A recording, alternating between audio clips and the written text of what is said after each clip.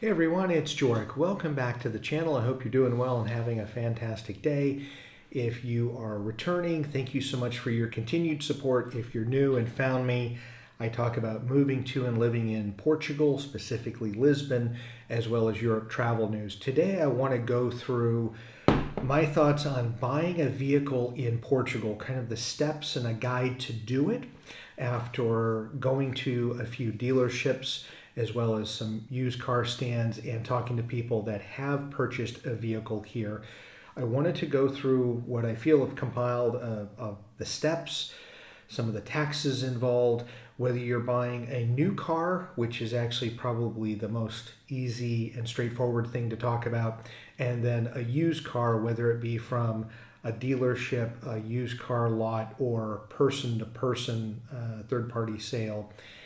Talk about that process, talk about some of the taxes, and then lastly, I'll hit on whether it makes sense to import a vehicle because some of you that are looking to move here have asked that question, so I want to be able to address that.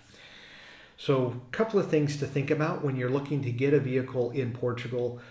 All of the European manufacturers are represented here in Portugal, and some of the North American manufacturers are too. I will say some of the models that you get, like if you're looking for, I don't know if I've seen a Chrysler product here, but they do have Ford products, for example, but maybe not the same products that you would get in North America. Different names and different types of vehicles, but they have just about everything represented that you could want in a vehicle, which is cool. So if you're looking to buy new, I'm going to put a link in the description to a handful of websites that are new car dealers so you can get a feel for what the pricing is, because it can really be all over the map depending on what type of vehicle you're looking for. As well as when I get to the used car part, I'll have a few locations that I mentioned that you may want to go look and do searches for used cars to also see what the pricing is for a used vehicle depending on the make and model that you're looking for. So the first things first, if you're looking to buy a vehicle, and let's go to a new car a dealership, and you're looking to get something brand new, or if you're looking to get any vehicle for that matter, you do need your NIF, which you need for everything in Portugal. Do you need proof of residence? So that's the rental agreement, your purchase agreement, an identification document like your rental or your residence card, not your rental card, a passport, your driver's license, if you have a Portuguese driver's license. It should be good to note here that you do not need a Portuguese driver's license to purchase a vehicle. And I wasn't sure about that, but after speaking and going into two dealerships, I had said, hey, I have a US, it's still valid. They said, that's fine for a piece of identification. You don't need a Portuguese driver's license. And I did a separate video a few months back on when you exchange your driver's license, you don't necessarily need to, depending on what country you're coming from. There are certain requirements that Portugal has now where you may not need to get a Portuguese license. You can keep your own from your home country based upon a couple of stipulations. So back to the car buying experience. The great thing about going and getting a new car, now the thing is that they're more costly, of course, but the dealership takes care of the paperwork for you. There's so much that they are going to do as far as the purchase agreement, making sure that obviously the car is new, so there shouldn't be anything wrong with it. They're going to take care of filling out the taxes, the registration. That's all something that you're paying for in the purchase price, and they're doing the work for you. So that is a good thing. I will say they will ask to have you sit through a maintenance agreement conversation. So they will talk through, if you purchase the car, do you want to have routine engine inspections, the transmission looked at, the chassis, the tires rotated, things like that. You will go through one of those conversations, and it's worth looking at from a pricing standpoint. If they are going to have a maintenance package involved that's going to be worth it, then maybe it's something that you do. It depends mainly on how often you use the car, how long you plan on staying in Portugal, things like that. But the new car route is the easiest and most straightforward. I'll get to some of the tax pieces later on in the video, but if you're going to buy new, it's the easiest and the least amount of thinking involved, as far as you just have to figure out what car you want, what price you're looking to pay. The negotiation, they said sometimes there's negotiation, sometimes the price, the sticker price is the price. So that's something you'll have to figure out when you go, what you're looking for and what you're willing to pay. But as far as the paperwork, less to think about. And with it being a new car, less to worry about thinking about, are you buying a lemon? Meaning, are you going to have a car with potential issues? Now, if you're getting a used car from a new dealership or a used car lot or a car stand, as they're called here in Portugal, or a person-to-person, so a third party, you and I are selling a vehicle. So a couple of things that I would say are good recommendations for anywhere in the world, including Portugal, is to make sure, if you are not a mechanic or handy around a vehicle and know what you're looking for, have a mechanic go with you for that appointment so that the mechanic can inspect the vehicle and test drive it. And I should say, I apologize, I should have said with the new cars too, give it a test drive to make sure you like it. But go for a test drive, pop the hood, have the mechanic look at the vehicle to try to give you as best an idea of the condition of the engine, the transmission, anything else that you may not be thinking of that the mechanic will know to look for, so that as you engage in that transaction on the used car, there's less likelihood that you're going to buy a vehicle with issues. Because in some cases, if you buy the vehicle and there's issues, it's really on you in many cases to make sure that the car is good and going to run and there's not going to be any problems. I will say something to note: if you're buying a used car, whoever you're doing it through, that they need to have at least a 12 to 24 month warranty on the vehicle. So if you are getting it, there needs to be at least a 12-month out there. They can't sell something without that. And it may be as long as 24 months. What I found is that the two dealers I went to, they had a 24-month agreement. So that was the best. Some of the person-to-person deals, it was a 12-month, which was the minimum that needs to be done to make sure that you're not going to buy a vehicle that you can't start or can't drive very far once you actually get it. So the steps to buying, I think, are very similar to what they are in other countries and what I grew up being used to. Make sure, again, if it's a used vehicle, buyer beware. And even if it's a new car dealership, they're selling used cars, make sure that you have a mechanic with you or you know what to look for to make sure that you're getting a good vehicle and a good vehicle that runs properly. So after you test drive and you've made a decision on the price, I will say in used cars, there's more negotiation in pricing. The new car dealerships said that, the used car lots have said that, and the people I've emailed, the car stands, said that there's often more negotiation that can happen with a used car than a new car. So that's something that you need to be aware of. And I think that that's a good thing. So when you're looking at a used car, there's a couple of registration pieces that will impact you if you're going to get it. Because again, new car, they're doing the work for you. With a used vehicle, it's not so much the case.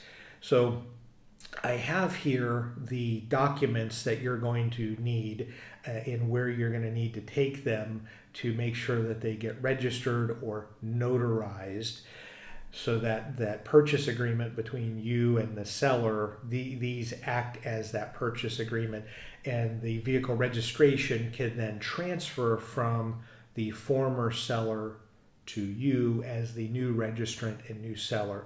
And that will impact things like taxes. But before we get to taxes, I want to get through car inspections.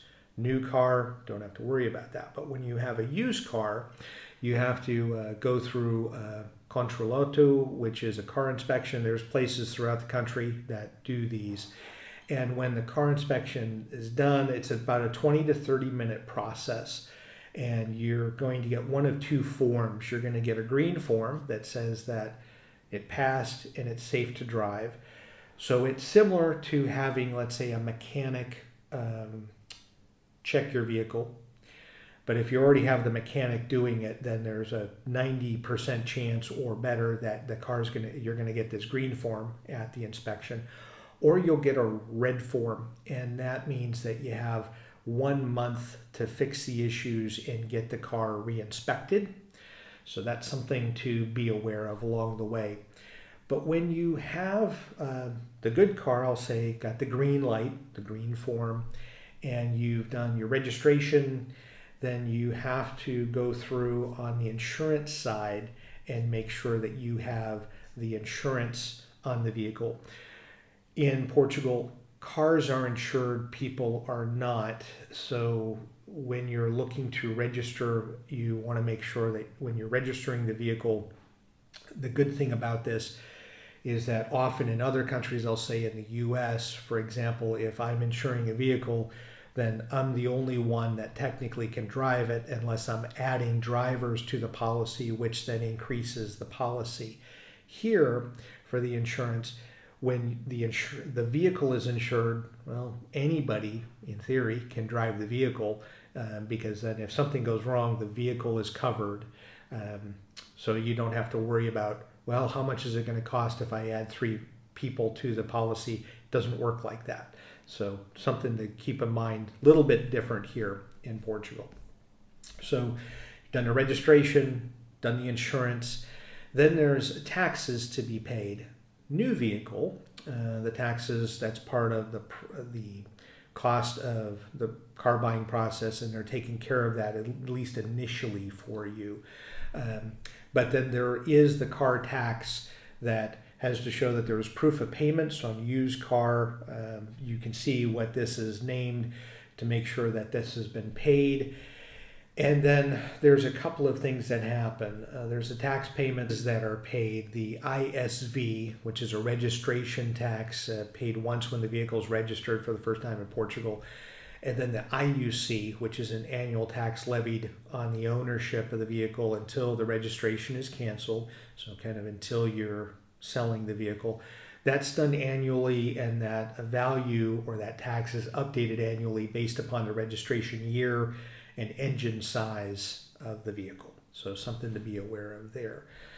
And then people have asked about the importing a vehicle. They've had a few people saying, hey, well, what if we get a vehicle in Spain and bring it over Germany and then bring it in?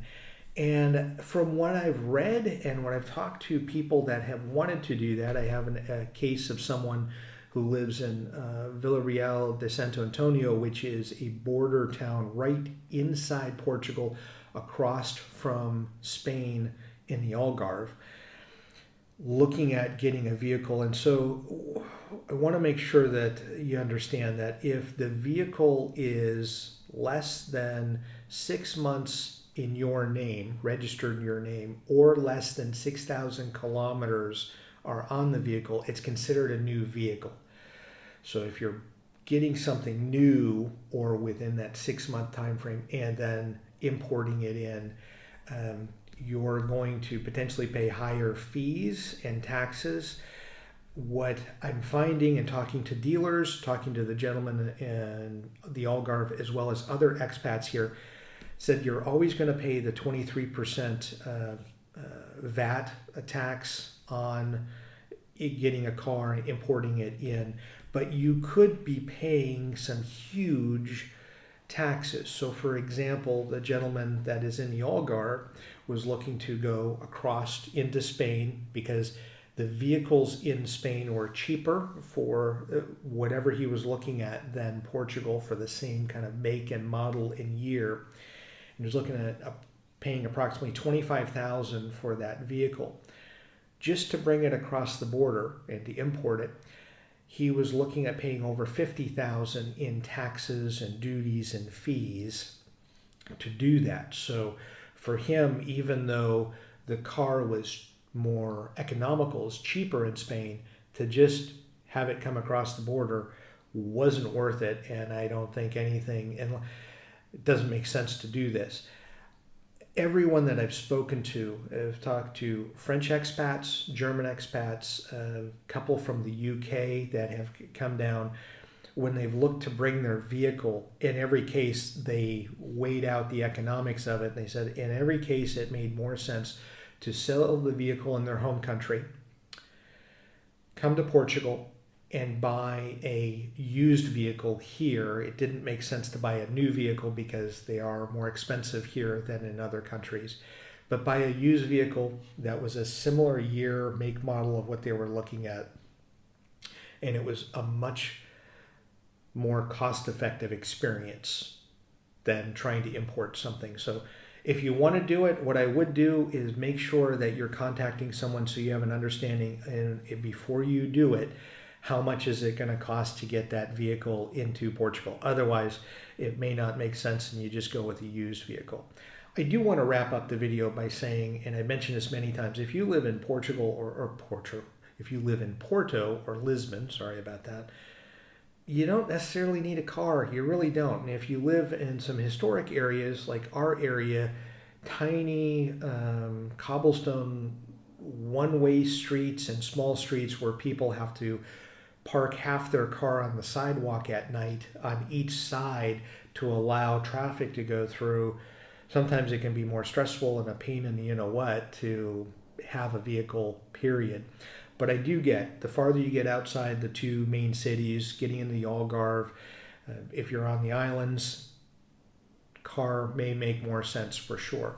But I wanted to go through this. I didn't want to go into actual costs of cars because you can look for, in the description, the new car locations, what you want.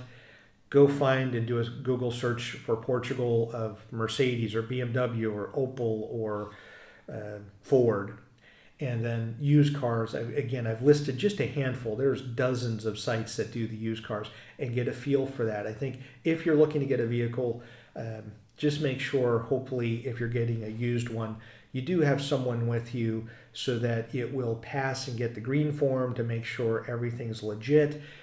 You're not buying a lemon, and you're buying something that you can use, hopefully, for the several years as you're continuing to live in Portugal. So again, long, kind of rambling video. I don't like to make long ones, so I apologize for that. But I wanted to give you the nuts and bolts of what it takes to buy a car in Portugal, and I wanted to respond to a couple of subscribers that have asked for this. So as always, thank you so much for watching, and enjoy your travels.